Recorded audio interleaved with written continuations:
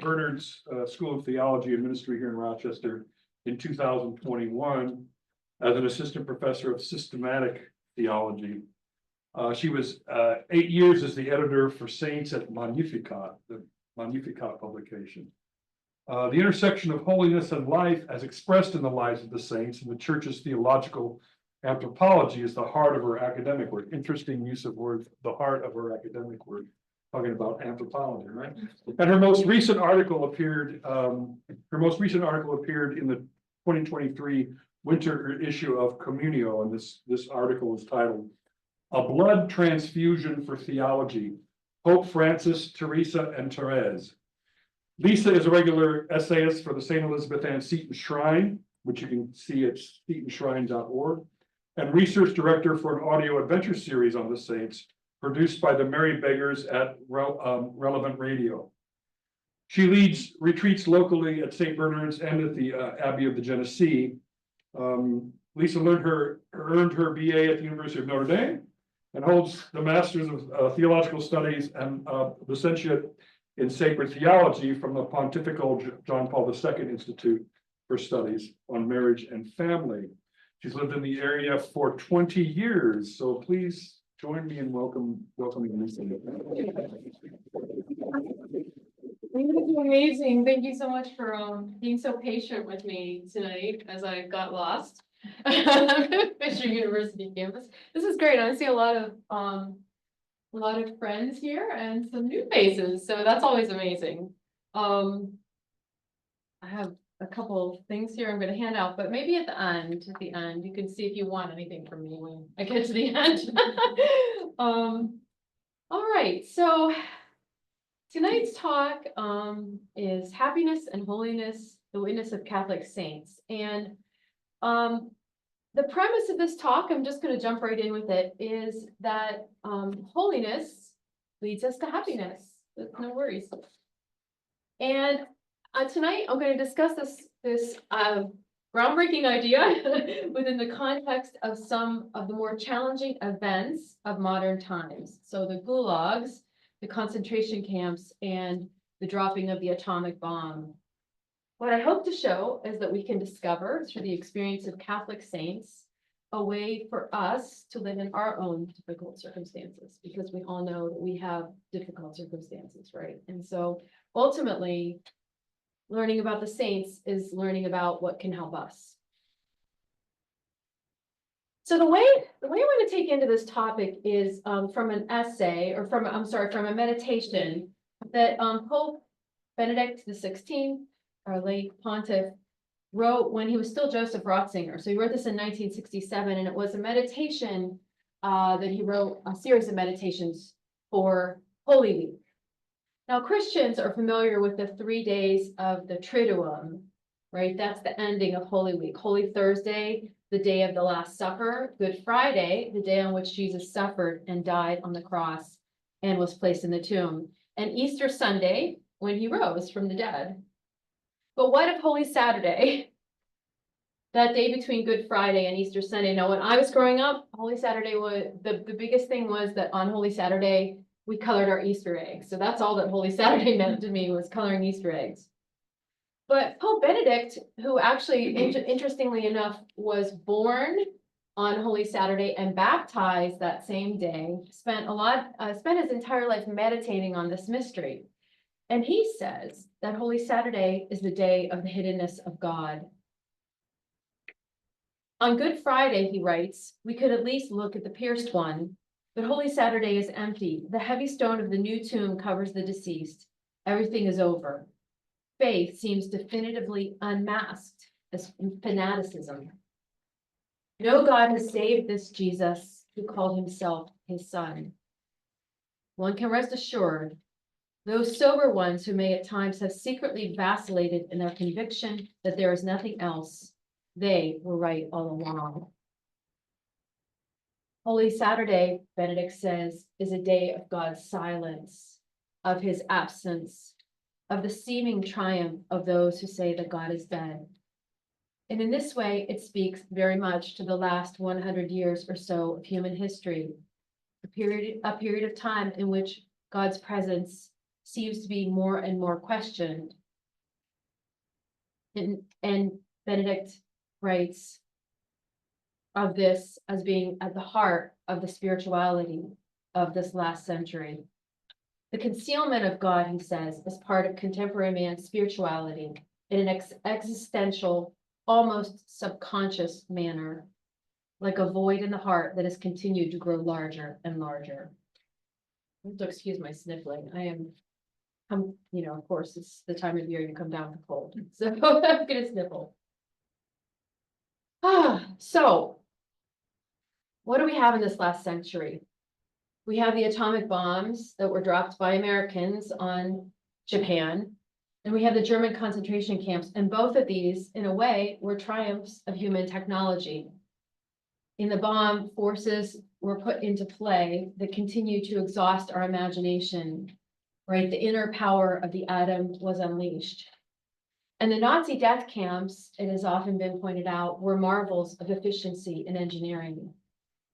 Yet what was left in the wake of these triumphs of human ingenuity? Death, destruction, human desolation that have no equal. Now, we've all heard of that Old Testament story of Job, or I presume most of us have, right? Job is the righteous man, the innocent man who suffers, has everything taken from him, right? All that he has, all of his family is taken from him. He suffers terrible bodily sicknesses. But in a way, if we think about it, the 20th century and now into the 21st, the story of Job could be multiplied 1,000,000 times over, right? It's just a vast time of vast human suffering. And in this way, Holy Saturday speaks to us. But the mystery of Holy Saturday offers us a way into this unspeakable suffering. For Christians, Benedict writes, Holy Saturday is the great day of God's death, of silence, of waiting, and the day in which our salvation is assured. It is the day that Christ enters most certainly into solidarity with us. What can this mean? How can this be? So I'm going to do a little theology here for a minute. The Christian tradition professes the truth of the incarnation, right? Incarnation just means what? Becomes flesh, right? Becoming flesh. In Jesus Christ, God became flesh and dwelt among us as a man. This incarnation begins in the womb of the Virgin and ends on the cross in that physical moment of death. But, and this is what Benedict really would want us to understand, then it goes further, okay? In the Creed, we profess that Christ descended to the dead, descendit ad inferos. This is the mystery of Holy Saturday. It's right there in the Creed, the mystery of Holy Saturday. Christ does not just taste death, but he inhabits it with us. And he does not just inhabit physical death, but death existentially speaking. The entire reality of what death means to us. Benedict again, he entered into the ultimate solitude into which no one can accompany us. For being dead is above all loss of communication. It is isolation where love does not penetrate. In this sense, Christ descended into hell, whose essence is precisely the loss of love, being cut off from God and man. On Holy Saturday, God enters the hell of isolation and abandonment, and then something happens. He goes beyond our situation, drawing our humanity to an unforeseen place, and that is the resurrection. He conquers death, and this is what he invites us to. Wherever Jesus Christ goes, Benedict says, hell ceases to be hell, because he himself is life and love, because he is the bridge which connects man and God, and thereby also connects men among themselves.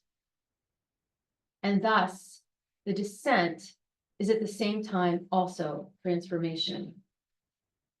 Now, when I was about 11 years ago, I was hired to be the Saints editor at Magnificat, and I was at home with my children. I was doing a little academic work on the side, but mostly just at home with my children. And I thought, this is gonna be the easiest job I could ever do, right? I have all this theology background. They just want me to write these little thumbnail bios on the saints. How hard can that be? There are a lot of them to write, but what I discovered when I started doing this deep dive into the saints is that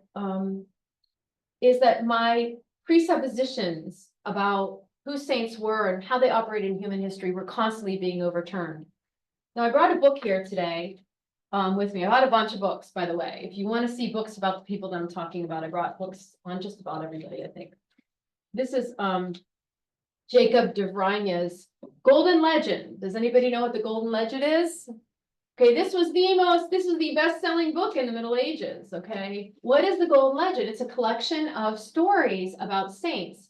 Some of them are pretty true, and a lot of them are, you know, legendary. They're beautiful stories, but there are collections of everything that the author, who was a Dominican friar, could find about the saints. And in my mind, I pretty much assumed a lot of what I learned about saints was legendary, right? Was overblown, overstated, beyond the pale. I was raised Catholic, by the way, so I got I think a fair dose of saints, but I thought I pretty much knew that there wasn't going to be too much that would shock me, because there wasn't too much there that was entirely believable, right? But what happened was I almost immediately came up against some really startling facts. One of the most startling facts, and that's where I'm going to start tonight, was that I started seeing something of what Benedict says about the resurrection. The resurrection really being something that Christ has brought to us in human history. And the way I started seeing it was in acts of martyrdom, and that's what is most extraordinary.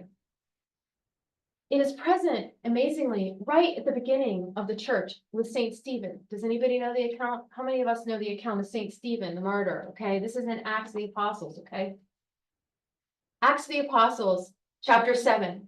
Stephen, of course, has just made a long, beautiful speech to the Jewish leaders about Jesus Christ and how they've probably made a mistake in crucifying this man because he is the one that they were looking for, and they pick up stones to stone him, to kill him, to martyr him. And in this moment, Stephen looked up into the sky and he said, I can see the heavens now open. And he saw in the sky a vision of God with Jesus at his right hand. It was a glorious vision, and his face was like, it says in the scriptures, like that of an angel, okay? That's pretty shocking when you think about it, right? This guy's about to die, and he's kind of having like a mystical vision, and that's making him, transforming him dramatically, okay? Well, here, the fact is that we actually have a lot of accounts like this of martyrs in the church. And one of them we celebrate today, Ignatius of Antioch, right? He's the great Bishop of Antioch, who went to his death, wrote a letter to the Romans saying, please don't stop me. I can't wait to die. He said, I yearn for death with the passion of a lover. Now, this should start shaking us up, right? This should make us think, what the heck is going on with these people? And what I discovered, the more work I did, was that these kind of accounts aren't just from the 1st or 2nd century, that we have very modern accounts with eyewitnesses who heard and saw the same kinds of things that happened with Stephen and that happened with Ignatius of Antioch. So that's the first where we're going to start. We're going to start with some accounts of martyrs in World War II. I want to give 3 stories. The first one is Franz Jägerstätter. Now, maybe you know him. There was a recent Terrence Malick movie done of his life, which I haven't seen, so please don't ask me about it. But you know, he's a modern filmmaker. Franz Jägerstätter was a martyr of the Second World War, and he was beheaded by the Nazis because he refused to fight for the Third Reich, on grounds essentially that the Germans were fighting an unjust war. He thought they were doing something immoral. He actually didn't, we don't think he even knew what they were doing with the Jews in the concentration camps. He died at the beginning of the war, and there's no evidence that he knew what they were doing, but he'd seen what was happening with the Nazis. And he'd seen the way that they had overtaken Poland, which was unjust war, right? They just went in and took what they wanted. And he decided, I can't in good conscience do this. Throughout his ordeal, this man, who never had an education beyond the 5th grade, a farmer, a husband, and father of 3, calmly explained and re-explained the reasons for his conscientious objection to everyone around him.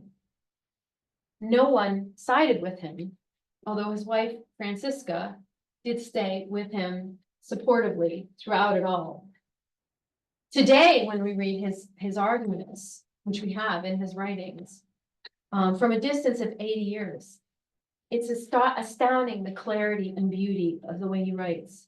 And in fact, his witness to the integrity of conscience inspired the bishops of the Second Vatican Council to introduce that into the conciliar teachings. In 1943, after several months of harsh imprisonment in Linz, Austria, because he had refused to fight, Franz was moved to Berlin for his trial and execution. In his last days, a chaplain came to him, anxious to give him some sort of consolation in his final moments, right? To give a condemned man some little something to hold on to. So he brought to the prison a copy of the New Testament with the intention of reading it to Jägerstätter as he was waiting to be beheaded. But Jägerstätter refused this, saying, I am completely bound in inner union with the Lord, and any reading would only interrupt my communication with God. The chaplain left the prison that day and went to visit a local convent where he knew some nuns, and he reported to them this exchange. Jägerstätter's eyes were shining, he told the nuns. I felt I was in the presence of the saint. Next little story, Maximilian Kolbe. Probably most of us. Do most of us know Maximilian Kolbe? Some of us? Lots of us, good. Okay, well, I don't have to give his backstory then, right? He was a Franciscan friar who was imprisoned at Auschwitz. And he offered to take the place of a married man with children condemned to the starvation bunker. He was thrown into the empty cell with 8 other men. Now, in such situations, the dying men would suffer the excruciating death of thirst, right? They would essentially die from a lack of water. Typically, they would be heard moaning, howling in pain as they died. It was terrifying for the other prisoners to hear and a useful deterrent for the Nazis running the camp. The Nazis wanted them to hear this. Why? Because these men were thrown into the starvation bunker when someone escaped the camp. So this was a deterrent to prevent people from escaping the camp. But the men who were in prison with Kolbe, under his leadership, turned to prayer and the singing of hymns. Now, there was a Polish prisoner there at the time who had been kind of put into the job of janitor. And so he actually had to enter this starvation bunker a few times during the imprisonment. During this time, they were being starved. And he reported that whenever the bunker was entered, Kolbe was always found alone in the middle of the room, standing or kneeling until the very end, always in prayer. After 10 days, the camp soldiers entered the room to end the lives of the 3 men who were still alive, which is quite amazing in and of itself that they were still alive after 10 days of this. And they intended to inject them with carbolic acid to end their lives. Kolbe, amazingly, was still alert and praying, leaning against the wall. As they approached, he continued in prayer and offered his arm to the men who had come to kill him. The janitor reported that he had to leave the room at this point. He was so overcome. He'd been come in with the soldiers, but when he returned, he found Maximilian Kolbe lying there with his eyes open and a look of ecstasy on his face. A third example, Edith Stein. I'm going to put up some pictures here. I just realized I have a couple of pictures of these people. This is Maximilian Kolbe. This is a really nice print of him.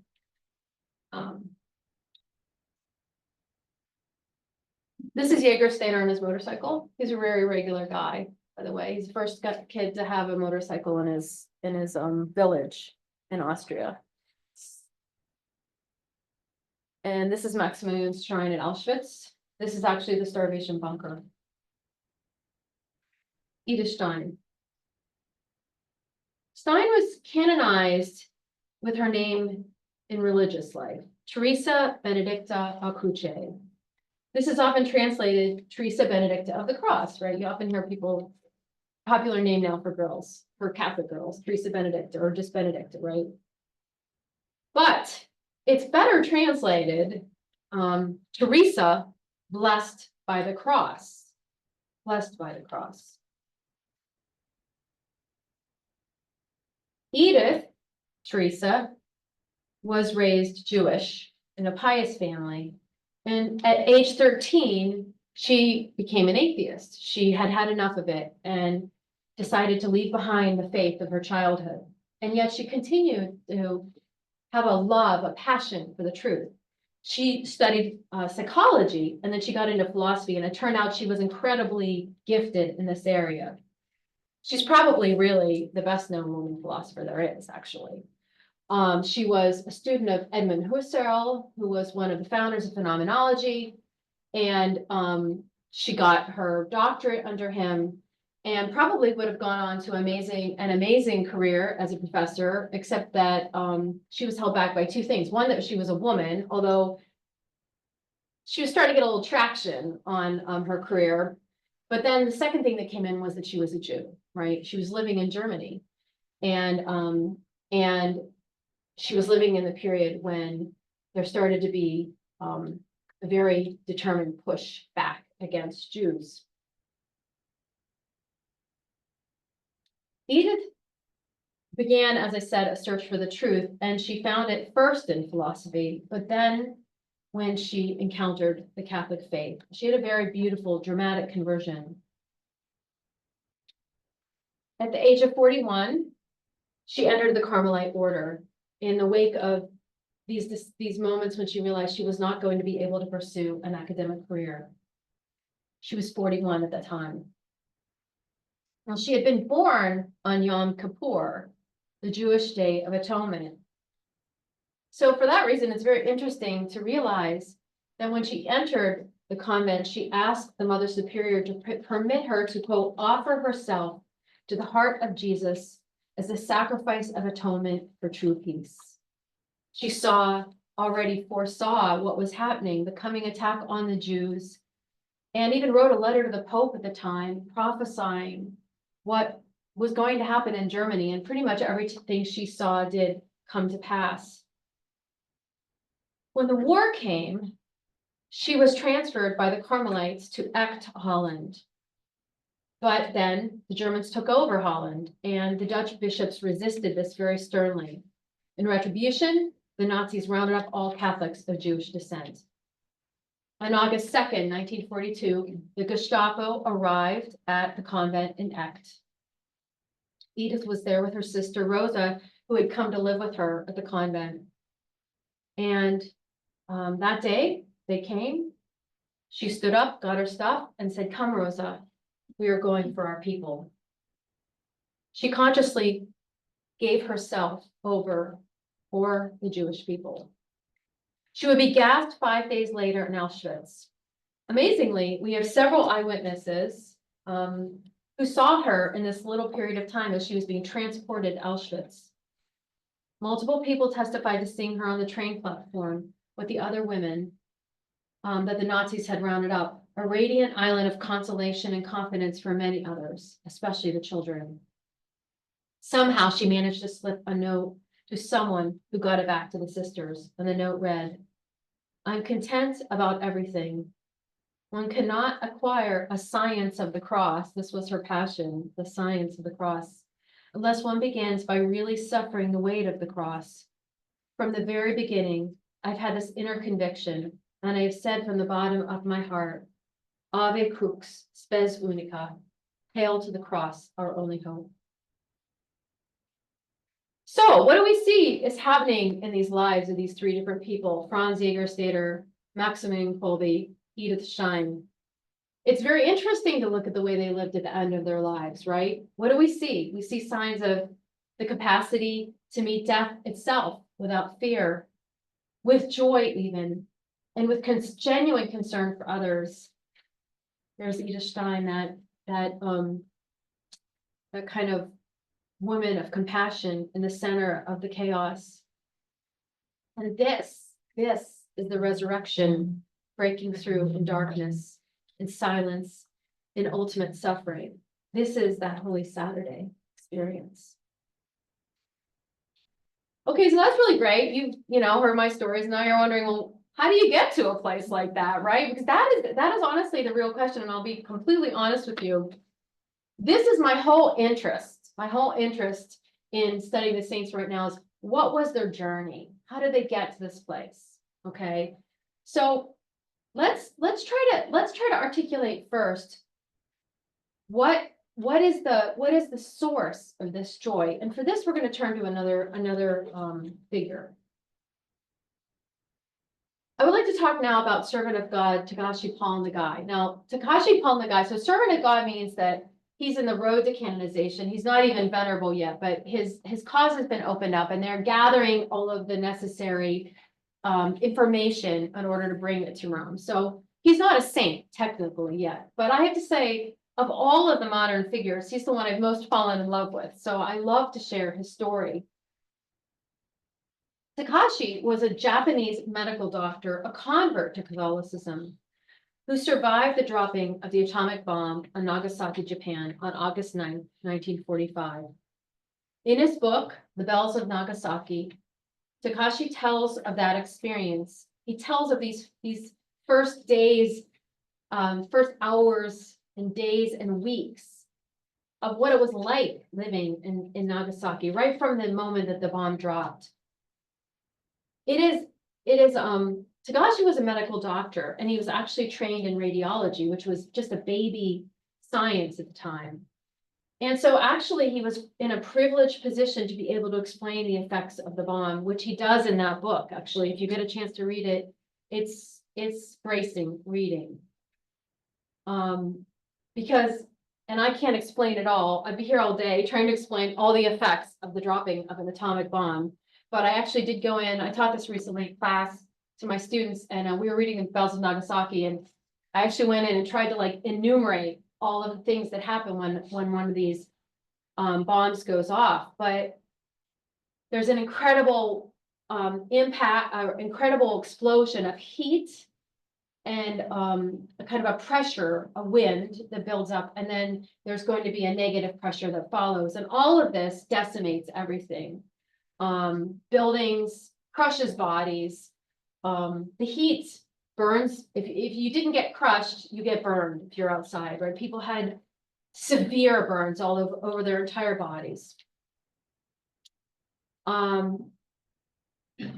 There's a fire starts, right? Because of the incredible heat, it incinerates things. And so after most of the city was leveled, a fire went through the entire city. Okay, so whatever wasn't destroyed at that point was burned down. People were fleeing the fire. Okay. I'm not going to put any pictures of this up here, but I do have a picture. This is a picture of Nagasaki before and after the bombing and after the fire. So you can see it was extremely tightly, densely packed, and then there's just nothing left. There's just nothing left there. Okay.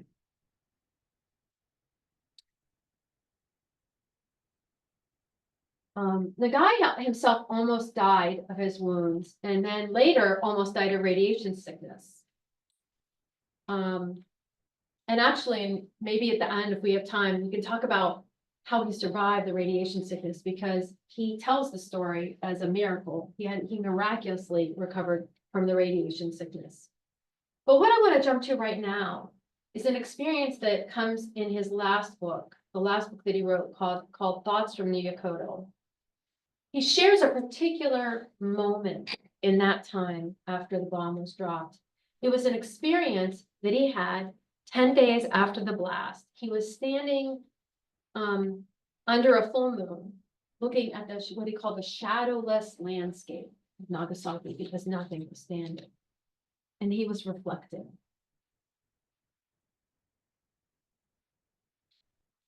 First, he begins by talking about what he saw the day of the blast. All of a sudden, tens of thousands of people found themselves wandering aimlessly under the terrifying sound of air raid sirens in desperate anguish, each clutching some object in their hands and regretting only that they were alive. In an instant, that city was no more, and all that was human, greed, love, hatred, diatribes, had disappeared without a trace. That evening, 10 days later, nothing alive was visible, nothing moving, just an ash-covered hill on which the moonlight shone, and nothing more casting a shadow. My beloved wife was dead. My laboratory and my research had been destroyed. My home and all my possessions had been reduced to ashes. My health was already failing, and I knew that soon I would no longer be able to work. All was lost. And yet, while I was thinking these thoughts, and my gaze wandered over the boundless land that no longer had any shadows, I discovered with surprise that within myself, I felt neither regret nor sadness for having lost everything.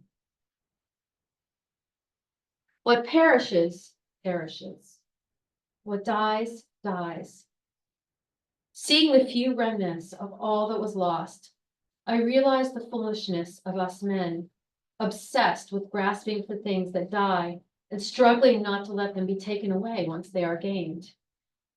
At that point, I felt liberated. When I realized that what I needed to seek was something that never dies, when I realized that I needed to seek the kingdom of heaven and his righteousness, a new and great hope settled in my heart. The kingdom of heaven and his righteousness. These are the things that will never perish and of which we will never be deprived. What happened to Tagashi Nagai in this moment of utter despair and deprivation? His life takes a sudden turn that does not seem to match up to what has happened. When destruction is visited upon him, when everything is taken from him, his wife, his career, his city, he is somehow able to let it all go. He lets go and receives something back that is unexpected. It is what the gospel calls the pearl of great price, the kingdom of God. In fact, Takashi retained what he called nostalgia for this moment he had 10 days after the blast. It was the fountain of life, this dark place, this wound, whereby he began to really lead a new life, to have a new beginning. It drove his new life, and in many ways, his new life drove the rebuilding of his people, their subsequent understanding of the events in Nagasaki and their desire for peace. And truly, I wish I could spend all night telling you the story of how influential he was in the way that the people in Nagasaki came to understand what had happened to them. The bomb dropped right, ground zero was over the Catholic cathedral. Nagasaki is the center of Catholic Japan. So the Catholics were the ones who suffered the most. And he helped them see that this was not just a punishment from God, that it was an opening of something new in them. And this was something he himself had experienced. In the days and weeks that followed, Takashi Nagai encouraged others to follow his example and to rebuild right where the bomb had dropped. He himself built a hut, a tiny hut, right there on ground zero. Later, a few years later, some friends helped him rebuild it, and he made it smaller than it had been. It ended up being 10 feet by 10 feet. This is his hut today. This is actually his hut. Picture, contemporary picture. It's actually a pilgrimage site today in Japan. If you want to go anywhere, Nagasaki is the place because there's a lot to see there. So he built this little hut. Then they started rebuilding the Catholic cathedral, then the hospital, and then the orphanage. And then Takashi Nagai took to his bed. I told you he was a radiologist, and actually before the bomb dropped, he had already been diagnosed with leukemia, just a few months.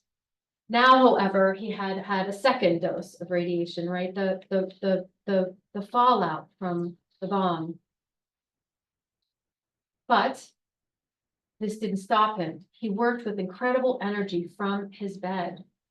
The doctor researcher transformed into a writer, a poet. His first book, which I've already mentioned, The Bells of Nagasaki, his firsthand account of the aftermath of the bombing was a bestseller, and more bestsellers, books of essays and remembrances followed. All of the considerable funds that he made from all his best-selling books, they were international bestsellers, he donated to the rebuilding of his city. He took all that money and put it back in to the rebuilding of Nagasaki. He became a sought-after spiritual guide in this time, and he was visited by many famous persons, including the emperor and Helen Keller. There's actually an exchange of letters between him and Helen Keller you can read online. Takashi Nagai probably lived in those 6 years more life than most people live in a lifetime. And in his final book, he explained it in this way. What in the eyes of the world appears only as misfortune for the saints is a grace, the place of the path to self-perfection.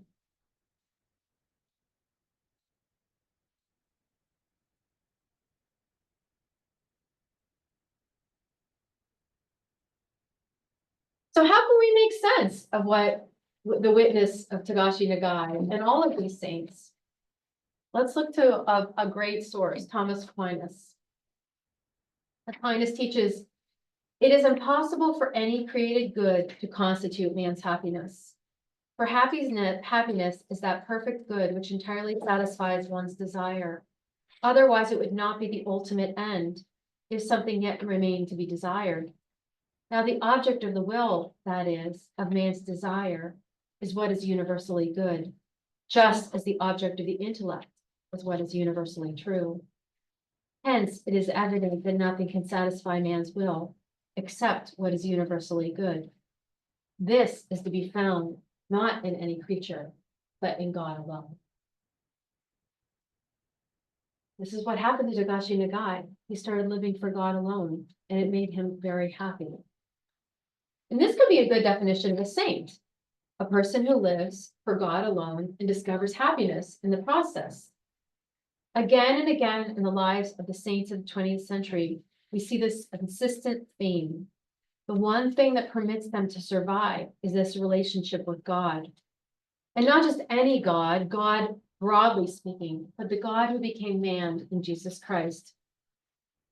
As Pope Benedict taught in the beginning of his first encyclical, Deus Caritas Est, being Christian is not the result of an ethical choice or a lofty idea, but the encounter with an event, a person, which gives life a new horizon and a decisive direction. The saint is someone who has encountered Jesus Christ, and that real person, Jesus Christ, becomes the unifying meaning of life, the ongoing dialogue partner, both friend and lover. A favorite author of mine is C.C. Martindale, who was a Jesuit priest, British Jesuit priest, and he did a bunch of BBC radio series on the saints in the 1930s, which are collected into a book. You can read them. And this is what he says in the introduction to that book. Amazing as may be the identity of mind and feeling that can come about between two human friends, or between man and woman truly and thoroughly in love with one another, and lastingly so. This is as nothing to the interpenetration of the saint's mind and Christ's mind, the unification of the saint's heart with Christ's heart, the indwelling in the saints of Christ's own spirit. Cut God were it possible out of a saint's life, and there would be nothing to which you can compare the appalling tragedy. Think of an artist who simply lived for color and then went blind. Even he could remember somewhat, as Beethoven, grown deaf, could think about his music, right? He couldn't hear his music, but he could think about it. But life without God would, for the saint, simply die out. Christ becomes the meaning of all that is, yet amazingly, even as the relationship with Christ comes to define life, life becomes richer. And this is Martindale again. Christ living in his saint will not substitute himself for the personal life of that saint. The saint will retain his most marked personality. When you get in with Jesus, you don't become less who you are, you become more you. The saint's personal characteristics will not be overlaid by, smudged out by, distorted by his sanctity. Each saint in his age, in his place, finds himself enhanced and made more personal by reason of that indwelling Christ, who becomes at once the soul within his soul and his supreme driving power. So this was another thing I discovered when I started researching saints. I researched over 1,000 different figures in the time that I was working for Magnificat. And they're an astounding diversity. There is an astounding diversity. And if you don't believe me, you should maybe start listening to some of these radio programs that I consult for, the Saints podcast from Relevant Radio, because we're starting to get a really good diversity of saints, and their personalities are all different, and some are quiet and some are loud and some are low key and some are very intense and some are, the beauty about this journey that we're all being invited into is that it's not going to take away who we are. It doesn't destroy us in any way. It makes us be more who we are.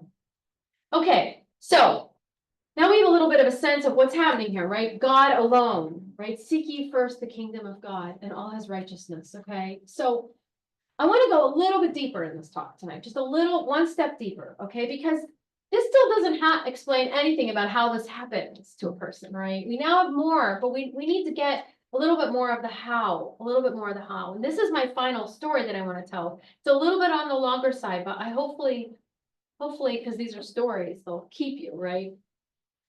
This is drawn from the experience of servant of God, Walter Chizak. So Walter Chizak, this man right here, he tells this story in his memoir, He Leadeth Me, which is really a modern spiritual classic. Has anybody here read He Leadeth Me by any chance? Yeah, it's just an amazing book. And you know what? I'm going to say for students, this is a great bedtime reading. Okay, do I have it here? I have it. It's fascinating. You learn a lot about Russia in the process, and it's very uplifting. And you're going to learn a lot about life. You'll learn a lot about everything. You can read a little bit every night. It's very easy reading. Okay, so He Leadeth Me. Chizak was born of Polish immigrant parents in Shenandoah, Pennsylvania. His dad was a coal miner.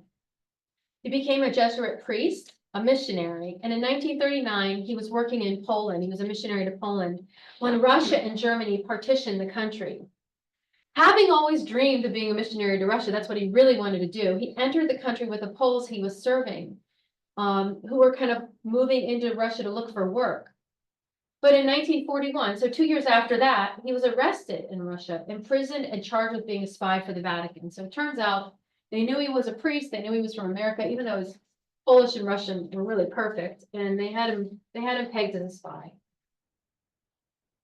He was sent to Lubyanka prison, solitary confinement, and he spent 5 years there.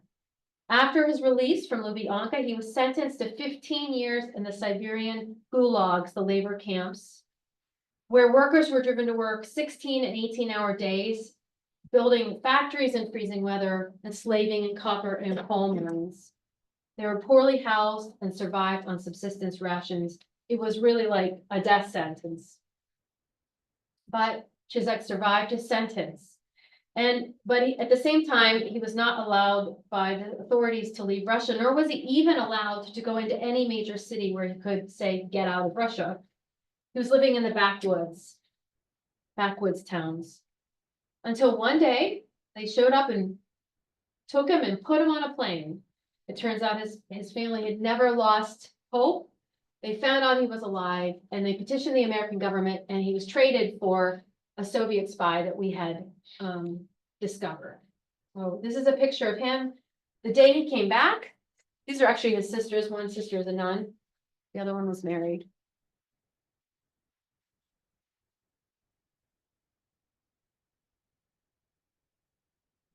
So let's say what I want to do right now is tell you about an experience that Walter Chizak had, and it's really the heart of this book, He Leadeth Me. It's kind of a pivotal experience of his time in Russia. it was when he was in Lubyanka prison. He was there for, like I said, Lubyanka prison was solitary confinement. He was kept there in a tiny blank, like completely blank, nothing in it, cell, just a bed.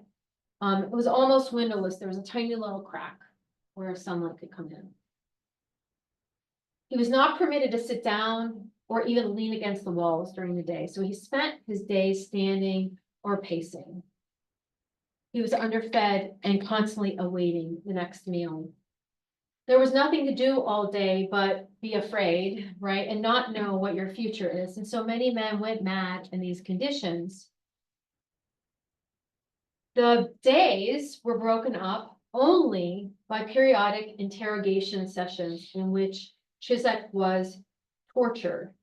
Okay, he was beaten, he was kept awake for a long, long periods of time to get him to confess to crimes. But here was the problem. He had not committed any crimes. He wasn't a spy. He didn't have any secrets to share. He didn't even know anybody who was a spy. They thought, you've got to know information. And so, but they kept interrogating him. So this went on for a whole year. And in this time, Chisek survived by, excuse me, he survived by falling back on his Jesuit discipline. He created a rule for himself, kind of like a monastic rule. And he had times for prayer, times for meditation, reciting the prayers from the Mass, praying the rosary, all the decades. He just partitioned out his day in this way. But even after a year or so, even this discipline began to fray. The mental strain of the interrogation sessions, the endless questioning about activities he had simply not engaged in, was just wearing him down. He didn't know what to do. He would come back from these sessions and question himself. Did I give them information? Did I tell them something I shouldn't have told them? Why is this all happening? Why don't they believe me? It was this continuously growing self-doubt. Of course, along the way, he's also getting weaker, psychologically weaker, physically weaker. One day, he just finally broke down. And in the middle of an interrogation session, he told them, fine, I'll tell you everything, whatever it is you guys think that you need to know. He did not expect what happened next. The next day, he was brought in to the interrogator and presented with hundreds of pages of a prepared confession that they had written for him. And they told him he had to sit and read every page and sign his name at the bottom of every single page of his confession. So this was absolutely unbearable. He just couldn't do it. He started, he put it down, he started, he put it down. Finally, he just looked at the interrogator and said, I can't do it. I can't do it. Well, at this point, the interrogator, now they were always switching out the guys, and he said, you never knew what kind of interrogator you're going to get. This guy who'd been so calm and so nice throughout everything suddenly flew into a terrible rage and said, look, you don't have a choice. Sign it or you'll die right now. I'll just send you right out there and they'll shoot you out in the yard. Well, what did he do? Well, you know what he did, right? He signed. He signed it. He sat and he signed hundreds of pages of his confession. Then he went back to his cell and collapsed in shame. He was absolutely overcome with shame and guilt for what he had done. He felt he had totally failed.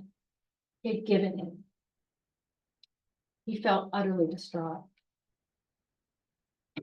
He began to pray, because this is one of the things we have to realize. This is one of the first things that we're gonna have to start get online for ourselves if we're gonna try to discover this path. You got to start to pray. You got to start to talk to God, okay? And he's a good teacher in this area, because he just talks to him and tells him what's going on, okay? And he actually discovers that he's telling God, he's accusing God, that God, why didn't you save me?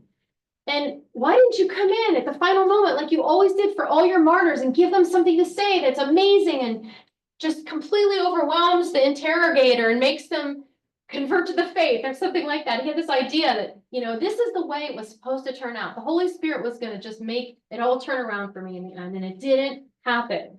And he's accusing God. So he's full of shame. He's full of anger at God. But then he steps back after he kind of lets loose on God, and he starts considering what he's saying, which is so great. This is a great thing to do. Always use your reason, right? That's another great learning point here. He says, what am I doing? First of all, why am I so ashamed? I haven't done such a terrible thing. What man or woman wouldn't fall apart in that situation? I'm exhausted. I'm being tortured, right? And he actually realized in this moment, he said, why am I so mad at myself? God would have mercy on me. God would know. God would know that in this moment I was so weak. I couldn't help what I was doing. And then he started wondering, why am I not extending to myself the same mercy that God would extend to me? From this point, he started to have a discovery. It was the beginning of something. He started to realize something about himself in this moment. To this point in his life, in his entire life, he started looking at his whole life, he was always sure he could best every situation. From the time he was a little kid, he was actually in a gang when he's in 5th grade. The nuns wouldn't let him become an altar boy because he was in a gang. It's really interesting, okay? From the time he was in 5th grade, all the way to this very point in Lubyanka prison, he was sure that he was like going to become an athlete of God. He was sure that he could be this tough guy and he could make it through any situation. Well, what does he start realizing? It's been all about me. It's been all about my own power. It came to him that maybe the martyrs hadn't made it through their situations because they were trying so hard, but because they had submitted to God. They had let God be in charge. The work of martyrdom is God's work, not man's. In this moment, Walter Chiswick was he was utterly shaken to the core.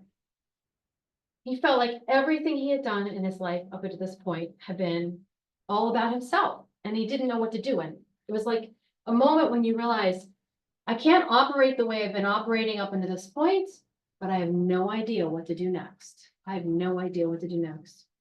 Over the next few months, he continued to meet with the interrogator, and he had this sinking feeling of sadness all the time because he just didn't know what to do. Well, the interrogator, now that he'd signed his confession, was like, hey, let's start talking about when you're going to get out of here. And he started spinning over many, many meetings, kind of a version of Walter Chiswick's life when he got out. He was going to become a Russian Orthodox priest. He was going to become an informant for them. And he kind of got this whole plan for Walter Chiswick's life. And Walter Chiswick kept going into these meetings and just going, okay, sure. Like, just kind of like, not sure, but not saying anything, just going on because he didn't know what to do. He didn't have any of that old verb, but he didn't know what was going to come next. So what happened at that point was he started getting really depressed because he thought, there's no way I'm going to get out of the situation. And I have nothing to offer here. I have nothing I can do. He started contemplating suicide. He started thinking, is there some way I can end my life rather than have to go forward in this situation? Because I don't know how to go back and I don't know how to go forward. He entered into what we would call the dark nights, right? This hole, and many of us know it, right? It's the rock bottom experience. We get to the absolute limits of our own powers and realize that we can't possibly do anything anymore. And at this moment, Walter Chiswick turned to prayer again in a different way. Now he began to pray all out, totally vulnerably before God, acknowledging his utter weakness. And amazingly, in this moment, in the prison, Lubyanka, the blackness started to give way. And this is his account. Suddenly, quite suddenly in prayer, I was consoled. I thought of our Lord and his agony in the garden. Father, he had said, if it be possible, let this chalice pass from me. In the Garden of Olives, Jesus Christ faced the feeling of fear and weakness in his human nature as he faced suffering and death. Not once, but 3 times did he have to ask that his ordeal be removed or somehow modified. At each time, he concluded with an act of total abandonment and submission to the Father's will. Not as I will, but as thou wilt. It was not just conformity to the will of God. A lot of people think that's what it's all about, just finding God's will and matching myself up to it, right? It was total self-surrender, a stripping away of all human fears, of all doubts about his own abilities to withstand the passion of every last shred of self-doubt, last shred of self, including self-doubt. So this is very important, right? When you start shedding everything, you actually let go of self-doubt. You lose yourself, you lose self-doubt. I saw clearly exactly what I must do. I could only call it a conversion experience, and I can only tell you frankly that my life was changed from that moment on. If my moment of despair had been a moment of total blackness, then this was an experience of blinding light. I knew immediately what I must do, what I would do, and somehow I knew that I could do it. I knew that I must abandon myself entirely to the will of the Father and live from now on in the spirit of self-abandonment to God. And I did it. I could only describe the experience as a sense of letting go, giving over totally to my own last effort, or even any will to guide the reins of my own life. It is all too simply said, yet that one decision has affected every subsequent moment of my life. I have to call it a conversion. So this is at the end. This is what gets him through. And the rest of the end of that first year in Lubyanka, and from this point, he's like a changed man. He still goes through all those awful circumstances that I told you about, but he has a different approach to them. Like, he surrenders. He's not in charge anymore, and he actually doesn't think he can get himself through anything. He's letting someone else do all the driving. This moment, the darkest moment for Walter Ciszek in the bowels of Lubyanka prison, became the starting point for the rest of his life. And you know, you're gonna have to read the book, find out how it all turns out there in the book, because it's amazing. It's amazing. But we need to underline what happened. God showed himself in this moment to Walter Ciszek. He had an encounter. And what did God show himself to be? Love, mercy, solidarity, right? He knew he could go on. This is how every true conversion happens, right? Every moment when it's just an amazing thing. God's mercy always overcomes our weakness, always overcomes our sin, always overcomes anything we've done. Walter Ciszek hit rock bottom, and when he got to rock bottom, he recognized that someone was already there and was there with him in the rock bottom, okay? He witnesses the possibility of meeting a presence, a person in the heart of darkness. We discover, in these moments, when we do this, when we go through the same things, that we cannot find happiness on our own, following our own plan, seeking to craft life exactly as we want it to be.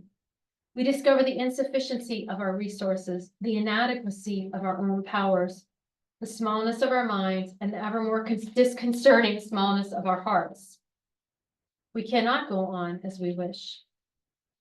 And we cry out, and this is the beginning of prayer. It's the beginning of that talking to God. As Teresa of Avila says, we just had her feast day yesterday. Prayer is nothing but a conversation with someone that we know. This dialogue might begin in silence at the depths of the heart, or in a great cry of lamentation. But what is important is that the dialogue is begun. Ask, seek, knock, and the door shall be opened to you. We open ourselves to that mysterious other, and we start to seek his help. So it's an interesting thing for me, because having gotten to this point with so many saints and starting to see how their life changes has actually made me want to talk to more people about this. One of the things I do now is I give these retreats. That's what I brought with me tonight. Not that I do these retreats on the lives of the saints. So if you like these stories, consider coming. They're right over at St. Bernard's, which is just, you can walk to from here. Because this is the most fascinating thing, to get in there with these people and start to discover that they actually have something to teach us, right? And staying with them, staying really close with them, can help us discover ways to live in our own lives. And that's what I really want to conclude with. But first, let me say a couple summary things. The saint is the one who entertains the invitation from God, who lets himself be touched by it, who responds to the entreaty and yields to it. The saint is someone who has discovered that Christ is logos, meaning, and friend and lover. This is the discovery that God has longed for man from before the foundation of the world. And the saint is the one who accepts that love and embarks on a path little by little in the direction toward this man, Jesus Christ. In the end, the saint discovers that to be a Christian is to be in the world all the way in it, but not of it. It is to encounter everything with the recognition that God is the author of the circumstances of life, to enter into those circumstances, to live them and suffer them, and thereby to make God present in them. And this is the cool thing, this invariably draws a saint into the most thrilling part of that journey, where he or she unites himself or herself offering with Christ's offering that draws all things to the Father. So we saw that in Eva Stein, right? She offers herself. Now, the beautiful thing is that the saints offer themselves to us. There's a treasury of graces. I mean, that's kind of like an old-fashioned way to put it, but I put that in here very intentionally because it is like a treasury. It's a wealth of graces that are mysteriously handed out to us when we turn to them. And I can only say, if I were giving you my witness, I would have to talk to you about the saints that have entered my life, sometimes without my ever really trying, right? Once you start opening yourself to these dynamics, you start to get into relationships with people that are eternal and that really are there to help you. But that's what I want to leave you with, is just maybe for yourself to think about what is to be in a relationship with these people, because they're there and they're waiting to give us a hand. I'm going to end with a quote. This is from one of my favorite authors, Adrienne Bonspire. She's not a saint yet, but she was a woman, doctor, lay woman, and she wrote a lot on the saints. The saints, she writes, are the demonstration of Christianity's potential. So they can be guides along the road to the charity of God that would otherwise be impossible to travel. And God, having established all the forms of saintliness, has created infinite possibilities, some of which at least are also certainly possible for me. In the true following of the saints, Christian charity's need for still more is self-evident. In fact, a saint never signifies limitation, a halt. The introduction of the saints as a facilitation offered us by the Lord, a means of rendering his commandment concrete, an indication such as to deceive no one. And it will never happen, but there will be a sign marking where the road begins, so that we might then press on alone with the Lord. The saint is companion, and that by his very nature, as one who lives in the Lord, he becomes increasingly transparent. He does not need to be set to one side. He makes the Lord become increasingly central. For the essence of every holiness consists in living in the Lord until his return. So that's a little finesse on the God alone thing.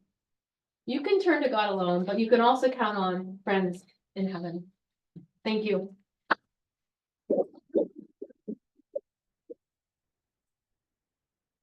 Questions, problems, provocations. Questions? Come on.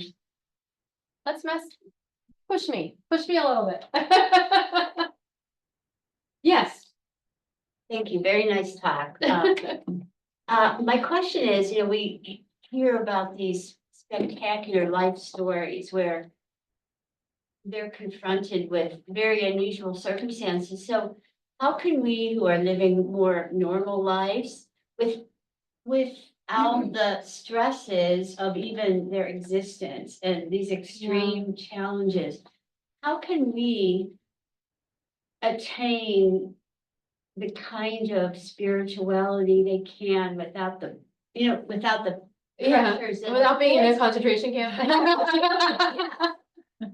Well, first of all, I don't know about you, but life is hard, isn't it? How many of you are like students here, Fisher? Like a lot of you? Raise your hand. No, life is hard. Is it easy? No. Hard, easy?